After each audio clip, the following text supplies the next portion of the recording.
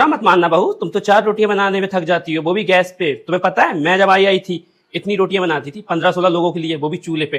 पर कभी अपनी सास से ये नहीं कहा कि हम थक गए। देखो तुम्हारी आंख में जरा सा आंसू देख लेना तो हमारा प्रवीण हमसे ही लड़ जाएगा। क्या हुआ, किसने हमारे बाबू बच्चा से कुछ कह दिया? पर हमारे टाइम पे ऐसा नहीं था। सास सुनाती थी, ससुर सुनाती तो पति तो हाथों से मारते थे। तुमसे तो पोंछा भी ठीक से नहीं लगता, तुम्हारी कमर में दर्द हो जाता है। हमारे टाइम पे गोबर से लिपाई होती थी पूरे घर की, और कभी भी कमर में दर्द सवाल ही नहीं। बेटा मैं तो तुमसे कुछ कहती नहीं हूँ, अगर तुमने मेरी सास देखी होती ना तो कब का ये घर छोड़ के भाग गई होती। सारा दिन बुढ़िया टर टर कलेसी बहुत थी मेरी सास। तुमसे अगर 2 बातें कहते तो तुम्हारा बैग पैक हो जाता, मायके चल देती हो। पर मुझे प्रवीण के पापा ने इतने मोटे इतने बड़े डंडे से मारा, पर मैं टस से मस नहीं हुई, गई नहीं मैं घर छोड़ के। बेटा तुम्हें तो भगवान ने 7 सुख दिए, कपड़े की कोई कमी नहीं है, पर मैंने 2 साड़ियों में 6-6 महीने निकाले, इतनी परेशान रही पर कभी घर छोड़ के नहीं गई। अब तुम्हारे जमाने में तो फोन है, तू किया मम्मी को अपना दुख बता सकती हो, पर हमारे टाइम पे साल 6 महीने में एक बार कोई मायके से आता था बेटी के हालचाल लेने के लिए। उसमें भी सास चिपक के बैठ जाती थी, कहीं बहू कुछ कहना दे अपने मायके वालों से। बता नहीं, हमारे घर में किसी चीज की कमी है? कपड़े लत्ते से लेके खाने पीने तक कोई कमी नहीं। पर मेरे टाइम पे थी, 8-8 दिन सब्जी नहीं बनती थी, नमक मिर्च से रोटी खाई मैंने, पर मैं कभी मायके नहीं गई। बुरा मत मानना बहू, तुम तो